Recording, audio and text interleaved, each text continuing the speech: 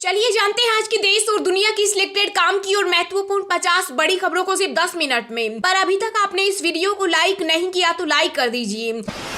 CM Yogi Adityanath ने जनता को सुरक्षा की गारंटी दी। कहा यूपी में माफिया किसी को धमका नहीं सकता। 2017 से पहले 5 साल में 700 दंगे हुए, हमारी सरकार में एक भी नहीं। सभी माफियाओं को मिट्टी में मिला देंगे। भारत की अध्यक्षता में होगी 200 से ज्यादा G20 की बैठकें। वाराणसी में कृषि वैज्ञानिकों की बैठक में 100 का आंकड़ा हुआ पूरा। पंजाब में अपनी मांगों को लेकर एक बार फिर रेलवे ट्रैक पर उतरे किसान। बठिंडा में रोकी ट्रेन। केंद्र सरकार द्वारा गेहूं की फसल पर कट लगाने के फैसले को वापस लेने की मांग की। ईडी के मामले में मनीष सिसोदिया की जमानत याचिका पर सुनवाई पूरी। अब कोर्ट 26 अप्रैल को सुनाएगा फैसला।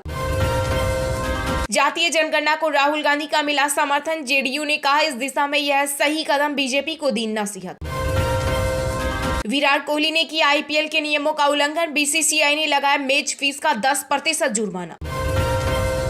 कर्नाटक में चुनाव से पहले बीजेपी नेताओं की बगावत से उपजी हालत को नियंत्रित करने के लिए जेपी नड्डा ने किया हुबली का दौरा। कई कार्यक्रमों में हुए शामिल। यूपी के सीएम योगी को फेसबुक पर मिली जान से मारने की धमकी। पुलिस प्रशासन में मचा हड़कंप, जांच शुरू।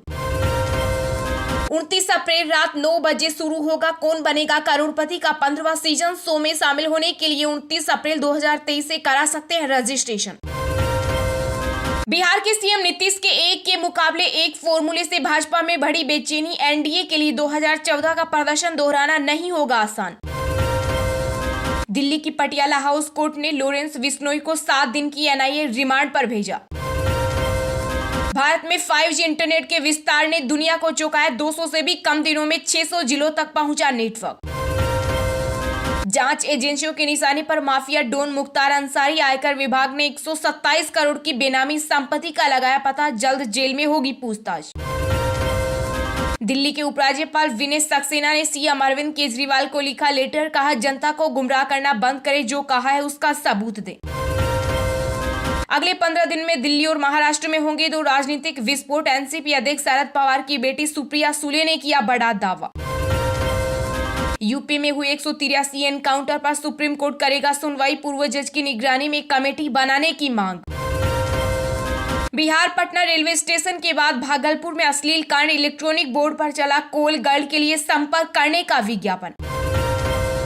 यूपी बिहार समेत देश के 9 राज्यों में हीट वेव का अलर्ट। पारा होगा 45 के पार। कई राज्यों में स्कूल कॉलेज बंद। एलन मस्क अब आर्टिफिशियल इंटेलिजेंस में भी कूदे। गूगल माइक्रोसॉफ्ट को देंगे टक्कर, करेंगे truth GPT launch. PM Modi की मिमिक्री कर बुरे फंसे कॉमेडियन और आप नेता श्याम रंगीला। भरना पड़ा 11,000 रुपए का जुर्माना।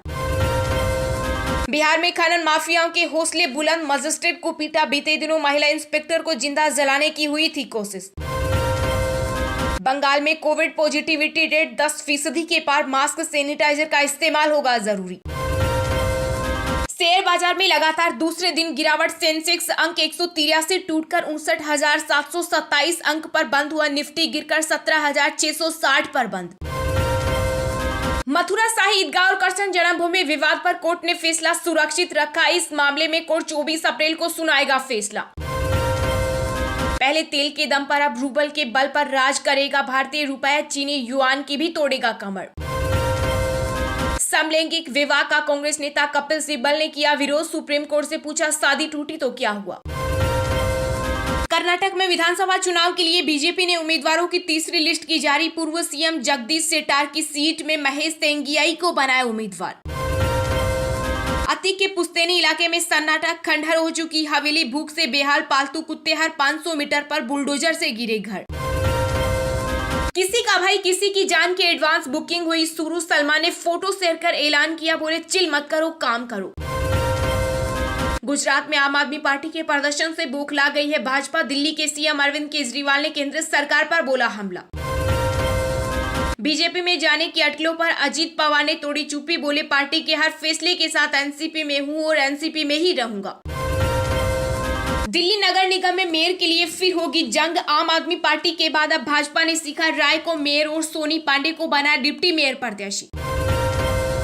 गुलाबी पर्ची का रेट 3 तो सफेद का 5 लाख। रंगों से तय होती थी कीमत। अतीक अहमद की कारोबारियों को धमकाने वाले व्हाट्सएप चैट हुई वायरल।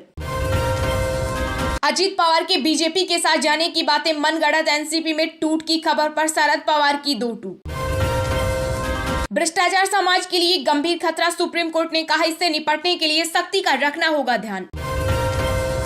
मातोश्री में उद्धव ठाकरे से मिले कांग्रेस महासचिव वेणुगोपाल, दोनों ने एक सुर में कहा लोकतंत्र के लिए मिलकर लड़ेंगे। मुजफ्फरपुर भागलपुर में खुलेगा DNA research centre, CM Nitish Kumar की अध्यक्षता में हुई बिहार कैबिनेट की बैठक में 11 एजेंडों पर लगी मुहर। सचिन पायलट अनशन पर क्यों बैठे, राजस्थान के सीएम अशोक गहलोत ने दिया जवाब, कहा समझ से परे उनका स्टैंड। रूस की दादागिरी खत्म करेंगे, G7 देश, बैठक में लिया अहम फैसला, जल्द लगाएंगे प्रतिबंध। एयर इंडिया के कर्मचारियों के लिए बड़ी सौगात, पायलट्स और केबिन क्रू मेंबर्स की सैलरी में होगी बढ़ोतरी। कर्नाटक में विधानसभा चुनाव लड़ेगा देश का सबसे अमीर विधायक एन नागराजू, 5 साल में बढ़ी 600 करोड़ की संपत्ति। कोरोना पॉजिटिव हुए केंद्रीय मंत्री ज्योतिरादित्य सिंधिया, ट्वीट कर दी जानकारी, भोपाल का दौरा किया रद्द। यूपी निकाय चुनाव में सपा रालोद गठबंधन में रार, कई सीटों पर दोनों ने उतारे उम्मीदवार, कोई भी पीछे हटने को राजी नहीं। आईपीएल में महेंद्र सिंह धोनी की बादशाहत कायम, जियो सिनेमा पर रिकॉर्ड 2.4 लोगों ने देखा चेन्नई बेंगलुरु का मैच। महाराष्ट्र के पूर्व सीएम उद्धव ठाकरे को लगा झटका, आदित्य के करीबी एकनाथ शिंदे गुट में हुए शामिल, पार्टी नेता पर लगाए दल बदल के आरोप। नीतीश मुख्यमंत्री जरूर लेकिन सरकार का एक बार समाप्त, बिहार की राजधानी पटना में हुई गुंडागर्दी पर बोले पूर्व केंद्रीय मंत्री आरसीपी सिंह। झारखंड के करीब 80 गांव करेंगे लोकसभा चुनाव का बहिष्कार, पश्चिमी सिंहभूम जिले के वन ग्रामों को राजस्व गांव का दर्जा देने की कर रहे हैं मांग। राजस्थान के पूर्व उप मुख्यमंत्री सचिन पायलट ने फिर गहलोत सरकार पर बोला हमला, कहा जहां विरोध करता हूं वहां धुआं निकाल देता हूं। आईपीएल के 16वें सीजन में ऑरेंज कैप की दौड़ में आरसीबी के कप्तान फाफ डुप्लेसिस ने सबको पछाड़ा, वहीं पर्पल कैप की दौड़ में युजवेंद्र चहल का जलवा कायम। अमेरिका में चीन ने खोला खुफिया पुलिस थाना, एक्शन में एफबीआई, 2 चीनी नागरिक गिरफ्तार। बंगाल शिक्षक भर्ती मामले में फर्जी भर्ती के सबूतों को आरोपियों ने लगाई आग, अब सीबीआई के अधिकारी छान रहे खाक। चलिए अब जानते हैं जो आम आदमी के काम की और फायदेमंद खबरें हैं उनको विस्तार से। पर इससे पहले अभी तक आपने इस वीडियो को लाइक नहीं किया तो लाइक कर दीजिए।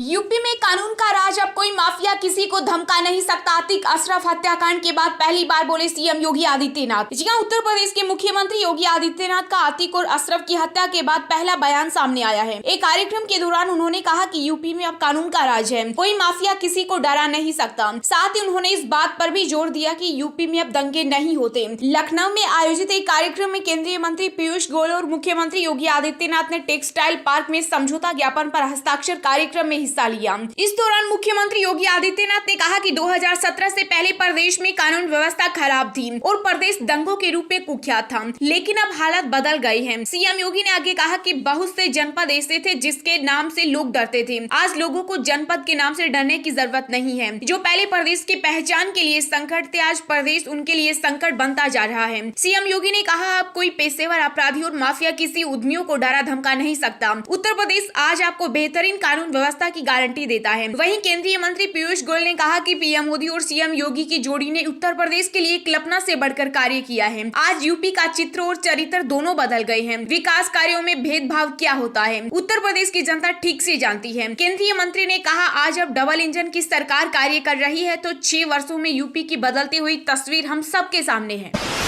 अगले 15 दिन में दिल्ली और महाराष्ट्र में होंगे 2 राजनीतिक विस्फोट, एनसीपी अध्यक्ष शरद पवार की बेटी सुप्रिया सुले ने किया बड़ा दावा। जी हां, महाराष्ट्र में गर्मी के तापमान के साथ सियासी तापमान भी तेजी से बढ़ रहा है। इसी बीच राष्ट्रवादी कांग्रेस पार्टी सांसद सुप्रिया सुले का बड़ा बयान सामने आया है। सुले ने कहा कि अगले 15 दिनों में 2 राजनीतिक विस्फोट होने वाले हैं। एनसीपी नेता ने दावा किया कि एक विस्फोट दिल्ली में होता तो दूसरा महाराष्ट्र में होगा। सुप्रिया सुले का यह बयान ऐसे समय सामने आया है जब एनसीपी में सब कुछ ठीक नहीं चल रहा। साथ ही महाराष्ट्र में नेता प्रतिपक्ष अजित पवार के बीजेपी में शामिल होने की आशंका जताई जा रही है। हालांकि अजित पवार के साथ 11 से 12 विधायक हैं। एनसीपी नेता सुप्रिया सुले के इस बयान के बाद महाराष्ट्र की राजनीति में अटकलों का दौर शुरू हो गया। वहीं राज्यसभा सांसद और उद्धव गुट के नेता संजय राउत भाजपा पर आरोप लगा चुके हैं। संजय राउत ने कहा कि बीजेपी अब महाराष्ट्र में सीजन 2 पर काम कर रही है। सीजन 1 में उसने शिवसेना को 2 धड़ों में बांटने का काम किया, अब उसकी निगाह एनसीपी पर है। दरअसल एनसीपी चीफ शरद पवार और सांसद सुप्रिया सुले की पुणे में कुछ दिन पहले एक रैली हुई थी जिसमें अजीत पवार नहीं थे।